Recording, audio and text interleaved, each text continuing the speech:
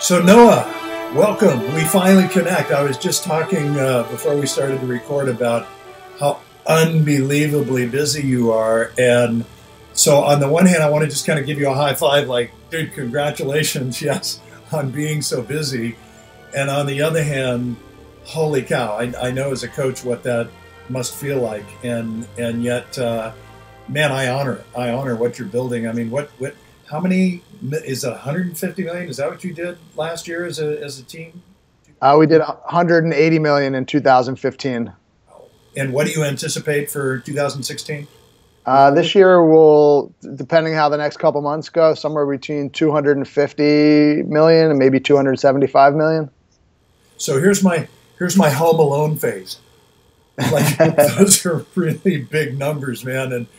And in addition to that, you know, you're a guy who is, if I understand it correctly, and correct me if I don't have this right, but you've been a realtor, you've been an investor, you've been a spec builder, you're starting to build a company which has multiple cities now. That primarily, is it Philly and New Jersey at this point? Is that? Philly, Jersey, and Florida. We have 3 locations in Miami, so they're probably our 3 biggest areas right now, amongst the other things we have too. So here's the thing. Like I told you before we started recording, you know, I've been doing this for 20 years, and I try and always put myself in the shoes of the agent that's listening to this. And because these interviews, Noah, are distributed by mortgage lenders who do very well, they tend to only give them to realtors who are doing very well, right? So we're not talking to, you know, the agents that are doing 6 or 7 transactions a year. We're talking to agents that are doing volume, and they're the producers in their own markets. Like the Joshua Smith, I just mentioned that you had done his GSD interview earlier in the year, right? I interviewed him 2 years ago when he was just launching that. So those are the people that are going to be hearing this. And I'll do my best to provide as much value and content as I can then. Foregone conclusion as far as I'm concerned. But I want to give them a little bit of background. So we've talked a little bit about your overall volume. We've talked a little bit about that cool sort of Eastern Seaboard niche that you're focused on, which I think is brilliant, by the way. Having lived in Miami, I get it, right? Like I see that connection. I think that's very wise. Here's, I guess, the first question I'd like to ask you is, as we're recording this, we're sitting here in the summer of 2016. I can see it when you take your deep breaths, man. It's like, you are running hard. You know, you are running hard. If you had a group of your peers in a room right now and you just had a conversation with them about what you see and what you feel in the market right now, like, I'm not even going to ask you a standard question. I'm just going to ask you a very high level question.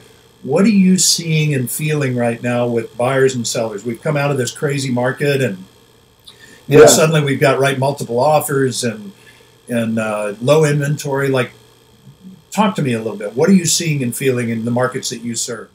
Okay, I mean, there's the economic answer, and then there's the what are we seeing answer, which is a lot of times what we see is not the reality of what's happening in the market, because unless you actually study the data and really understand the data at a deep level, you're not actually seeing what the market is doing until it's too late most of the time. So we really study the market really in depth and in detail and look at multiple different facets of the numbers. So not just how much inventory is on the market, because a lot of people talk about the fact that there's low inventory, but that doesn't necessarily mean anything unless you know another piece of data, which is the inventory accumulation, and in terms of how much of the inventory is being sucked up on a monthly basis. So, for example, if there's 1,000 properties on the market last year, if there was 1,000 properties on the market last year in the month of whatever, in the month of August, and then this year there's only 500, you know, a lot of times people say, well, inventory is so low,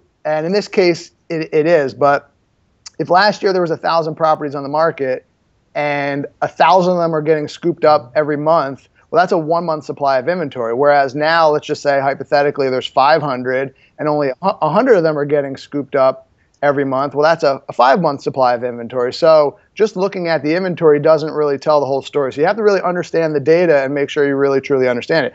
In this case, and in Philadelphia, the inventory actually is low, and the inventory accumulation, meaning the number of months supply on the market, is dropping as well. So in this case, it is happening like that. But if you're really studying the data, you have to really look at everything. And depending on what market you're actually in, you may or may not be experiencing a shift in the market. So what I mean by that is we're in a lot of different locations, but I also mastermind with people all over the country. So I'm starting to hear from the people in the West Coast, California, and in those areas that they're starting to feel a slowdown. Their market's starting to shift a little bit and change a little bit. I don't know that we've really felt it here in Philadelphia yet, but I'm pretty sure that it's coming very soon. And I don't think this is going to be the type of shift that we felt last time we had the recession. This is not going to be an economic shift, meaning the economy is great right now. Interest rates are low. The unemployment rate is doing very well. I think it's still at an all-time low. So I don't think that the change in the market now is going to be based upon the economy and the economics. Because right now, I think I mentioned this, we're 10 years, or we might even be 11 years now, but we're 10 years or so into a 7-year real estate cycle. So typically in real estate, every 7 years you have the high, and every 7 years you have the low. We're kind of on borrowed time right now because we're past the due date of when the market should have its correction. So for that alone, we know that it's coming anytime soon. But the economy has been pretty good. Interest rates have been doing really well, and I think that they'll stay low for a little while just because of a lot of uncertainty in the market, and with everything that happened with the Brexit in the UK. I think the government's not really making any kind of major changes right now, which is great because interest rates will stay low. But like we're seeing in Philadelphia, and I think maybe even a lot of other locations around the country, the prices really shot up a lot over the last couple of years. The market's been great, and sellers are taking advantage of it and raising prices, and that's all great, supply and demand. In my opinion, prices went up faster than they should have gone up, and because of that, I think that's the correction that we're going to feel. I think people are going to really start feeling the pain of the fact that the prices went up higher than they probably should have. And I think the market's going to make a correction based upon that. Now, don't take that the wrong way. We're not going to see the same kind of fall off like we did at the 10 years ago or whatever, however long ago that was. We're not going to see that, but we are going to see a correction. We might see a little bit of a slowdown, and I think that's okay. And in my opinion, if I had to make a prediction, 2017 is going to be the year that happens. Love to hear that. I actually think that's very encouraging, and I think you're very insightful in terms of what are the market conditions that are creating that. I want to step back for a moment and then get tactical with you. The step back is, if I read correctly in your bio, you're with Keller Williams, and are you the number 7 team in the U.S. right now?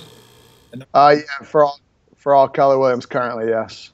So that's a pretty big deal, and as a result of that, one of the great things that I think your organization does is they tap into talent like yours, and so you're teaching and you're spending time in classrooms and hotels and wherever you're doing what you're doing, sharing with people about how to take advantage of this market. So if you had that group, as you will, when's the next class that you're teaching? There's probably one coming up pretty soon, right?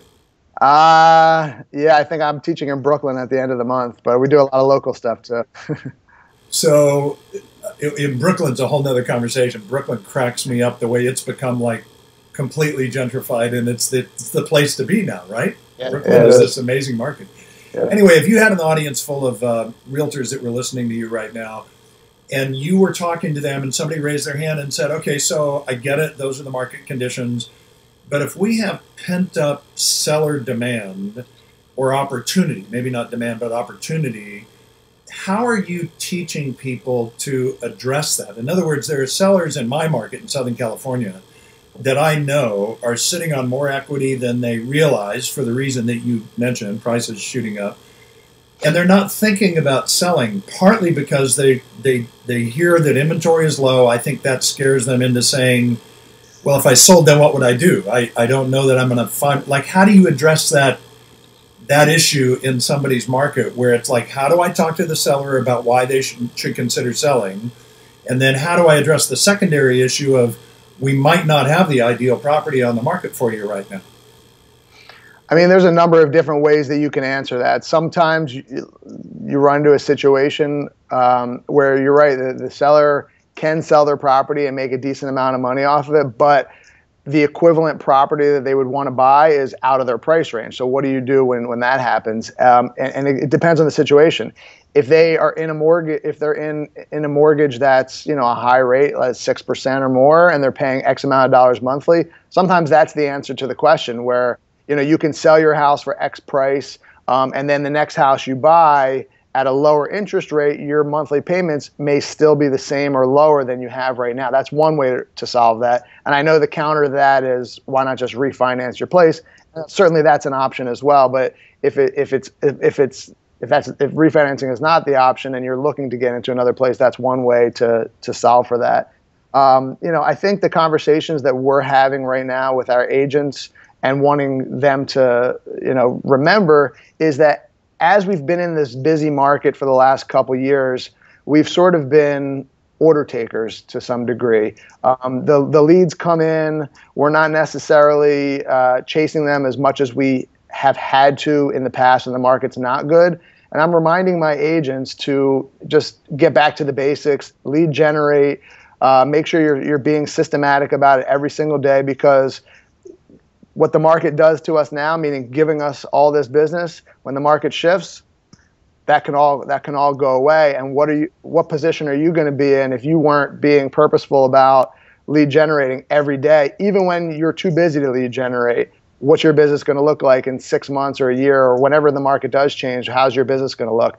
And we're just making sure our agents are staying purposeful and getting back to the basics and really just focusing on lead generation, and more specifically, lead generating for listings. You, man, I love that you talk about that, Noah, because that it does always come back to that. I've been in this business for 30 years, and it always comes back to that. It always has. When Tommy Hopkins was talking about it, when on the East Coast, when Floyd Wickman was talking about it, right, out of Detroit, and out here when Mike Ferry, Tom Ferry's dad, was talking about it, it always comes back to lead generation. And in a market like you said, where we were just order takers, my mind always goes to the same cartoon. Do you have young kids? Yes, 3 of them. Okay, so somewhere you own a DVD of Wall-E, right? Yep. And there's a scene where the fat people in the like latex are like laying back in the hovercraft, right? And they got the Slurpees. Like, that's what happens to realtors in a market like that. So how do you lean into the lead generation dialogue and specifically the activity? Like, I'd love to know from your perspective, Noah, what are you having your team and the people that you're teaching focus on?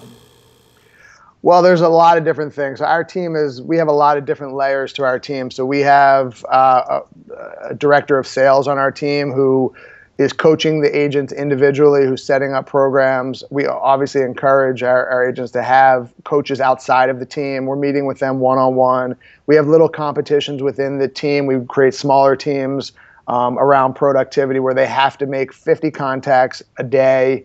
Like, that's the goal. That's the standard on the team right now, is you need to make 50 contacts a day. And I know that's a lot. That's not an easy thing to do. But again, we're just reminding them every day. We have an 8:15 morning mindset call every single morning. And we have a lot of agents from all over our different teams on those calls every morning. And sometimes we just talk about mindset and just making sure you're in the right frame of mind to go about your day and be positive, and, you know, all the good things that come with that. But lately we've been focusing a little bit more on skills and skill building, and reminding them that, you know, you have to lead generate. And then we talk about the different ways to lead generate. So you could break it down into different pillars if you want. So for us, we break it down into 7 different pillars. We have center of influence, past clients, referrals. We believe as a team that 35% of our business should come from that pillar. 15% of our business should come from websites. So all the different websites that we advertise on, some we pay for, some are just SEO driven. And so all the different stuff that comes from that. 15% from sign calls. 10% from open houses. 5% from prospecting for sale by owners and expires. And I know some people might think that's a very low number. 10% from face-to-face. Now, I know face-to-face can kind of be categorized under the center of influence, but face-to-face would be just getting together with a connector, with somebody that can put you in touch with other people. I think that's 100%. I may have forgotten. I was tracking it. Yeah, others will go back. I should have written it down. I'm sure I forgot something. But and so I'm not saying that if you come from a business where 100% of your business is, let's just use prospecting, for example. Let's just say right now 100% of your business, let's just say you do 30 deals. Let's just say you do 50 deals a year, and those 50 deals all come from expires and for sale by owners, right? Because there's some people that just focus on that. That's fine. Now, I'm not telling you that only 5% of that 50 should now be for sale by owners and expireds. I'm saying those 50 deals now should only represent 5% of your business. So if you do the other things in your business, you actually have the ability to do a lot more. Now, I understand some people don't like or don't choose to do open houses, and that's fine. But just understand that if you don't do them, you're missing out on 10% of the capacity of what you actually could be doing. Same scenario goes with the past client center of influence. Some people, let's use the same example, 50. Some people will do all 50 deals off of referrals, and that's a great business. I don't want to take anything away from that. But know that in the model that we're teaching, those 50 deals should now only represent 35% of your business. You should be doing a couple other things as well to maximize the capacity of what we're doing. And we have different plans for each thing, so the agents can come in on a weekly basis and know what it is they're supposed to be doing every day. Monday you come in, you set up your open houses for the week. X amount of hours a day you're prospecting. Maybe you're spending certain time prospecting for sale by owners and expireds, and sometimes you're spending that time calling your center of influence, past clients, maybe those people that you just mentioned that have equity built up in their house, and you'd be doing them a disservice by not calling them and letting them know that how much their house is actually worth. And some of them are just all the different calls. And we have programs for each different one.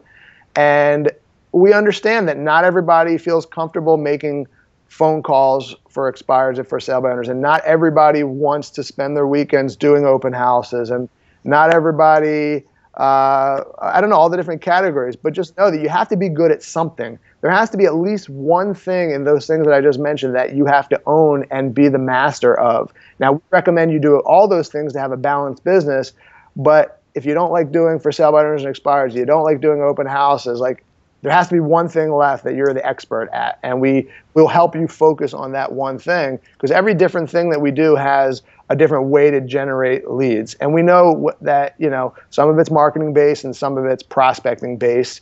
And with the marketing based type stuff, we know we have 6 to 9 months we have 6 to 9 months out of anything creative that we do before everybody else starts doing it, and then it stops working. So we're constantly looking for the next new thing. And believe it or not, the next new thing right now is actually back to the basics. People are not doing farming. That's the category. I forgot farming. I think 10 or 15% that I had left is for farming. And that could be social media farming. That could be actually mailing stuff out to people. Nobody's doing that stuff anymore. A lot of people have gotten away from phone calls because they're texting and they're emailing and all that stuff.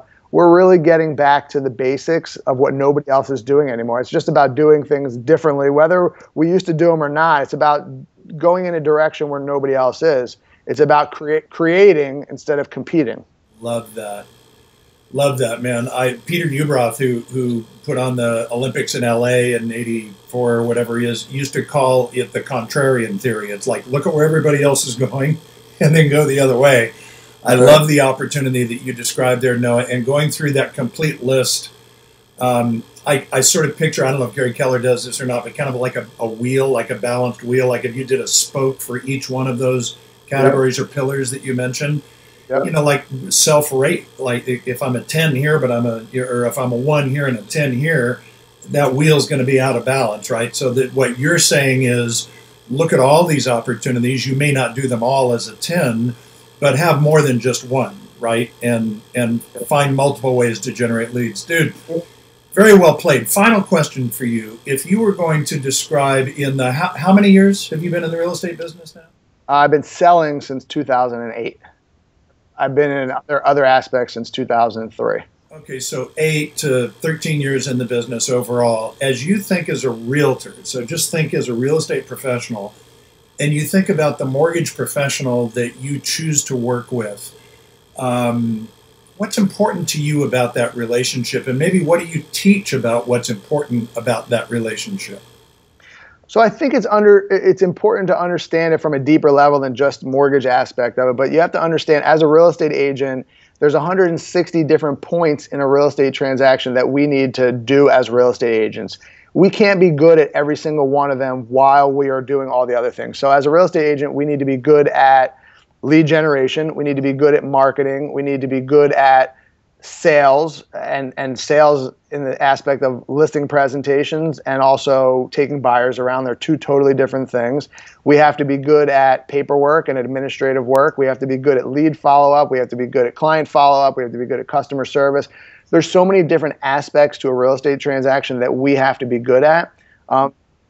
We have to remember that we're not in this alone. We have to leverage is a really important thing that we teach people, and leverage comes in the form of assistants, marketing people, whatever it is, but it also comes in the form of how you build your team. And your team is built up of the people that are all servicing the client and doing a good job for you. So your administrative assistants, making sure that they're professional. Your marketing people, making sure that they're delivering the message that you want to portray as an agent or as a team. And then to answer your question, it's also, your team is also made up of the mortgage professionals you work with, the title companies you work with, the insurance companies, all the different vendors that you work with. They also will make up your team too. So the mortgage companies that you work with, you have to make sure that they are able to get the deal from point A to point B. They understand all the things that are going to come up in a real estate transaction. They need to communicate, be communicative with the client, make sure that they get ahead of any problem that exists before it happens. And make sure that they set the expectations for the clients, and most importantly, that they deliver on time in a professional way, and get you through to the finish line the way that you need to do that. So teaming up with a mortgage company that can get you there. Same thing with the title company, making sure that the title companies you choose understand how you do business as well and make sure they can provide that service. All those things are what makes up your team, and all those things are why a client would choose to work with you again, because they see you as a professional organization, not just a fly-by-night real estate agent that tries to do everything themselves, but you have teams in place that are all going to handle this stuff for you. And it's important to explain that to them. Hey, here's my team. Here's who are the people that you're going to be dealing with in your real estate transaction. This is the marketing person that you're going to communicate with after your property gets listed. This is the transaction manager that you're going to be dealing with once your property goes under agreement. This way they don't feel like they always have to speak with the agent about every question that comes up. Same thing. This is the mortgage company or companies that we recommend that you talk to, and here's the things that they will handle. Same thing with the title company. So they understand the process. They understand who their point people are during the process, and it's smooth. You set the expectations for them, and you just keep doing it over and over again. Yeah, I love that, man. So I heard three things there, and you just said the third one that I was going to say, expectations. But the first one is that they understand your view, your approach as a team to your clients so that they're going to emulate that same kind of service. Number two, you treat them as an extended team member, which is what they are.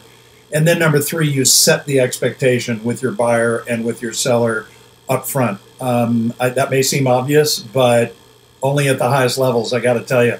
I'm going to cut you loose, man, but the final question I have for you is, where's this thing going? Like a year, 3 years down the road? You're building an empire, man. Where's this thing headed for you? You know, we expanded very quickly this year. We opened up in 13 locations this year. We certainly made some mistakes along the way. We're figuring out what those mistakes are and how to correct them so we don't make them again in the future, and so other people can learn from our mistakes as well.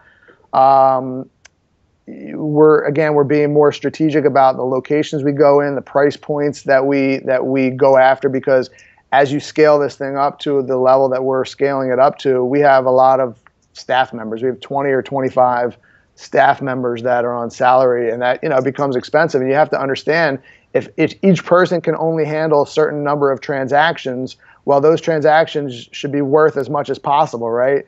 So we're being more strategic about the average price point we're going to, and what it takes to open a new location. So not just opening up with one agent in a location that we know nothing about. So being more strategic about putting an actual team of 5 people in place, of experienced agents before we bring on the new agents to complement those teams.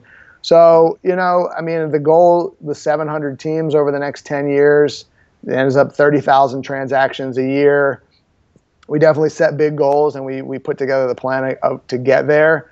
And we figure out the mistakes and the hurdles and the challenges along the way. But right now, I can tell you we're just focused on making sure that we're positioning ourselves so when the market does shift, that we take more market share than we currently have right now. We're looking forward to that happening. And we're just getting back to the basics and teaching our agents to do the right thing. So we strive and we keep doing better and better when the market does turn. Love it, man. Simple disciplines repeated over time pay off enormously. So we wish you nothing but continued success. If people want to track you down, PhillyLiving.com, is that the best place to send them? Yeah, you can email me, noah@PhillyLiving.com. You can also call me, text me, 215-801-1587. And if we're ever teaching at any events, certainly we're always open to having anybody there. Check us out on Facebook. Look me up on Facebook. And look forward to connecting to people. I'm happy to help out anybody who's looking for help. Appreciate that, man. Thanks for making the time for us today. You're a stud. I'm proud of what you're doing. And we're going to follow you and watch your progress as you go on. If I can ever be of value to you in any way, let me know. And just keep killing it, man. Good for you, Noah. Thanks for making the time. Thank you. Great talking to you.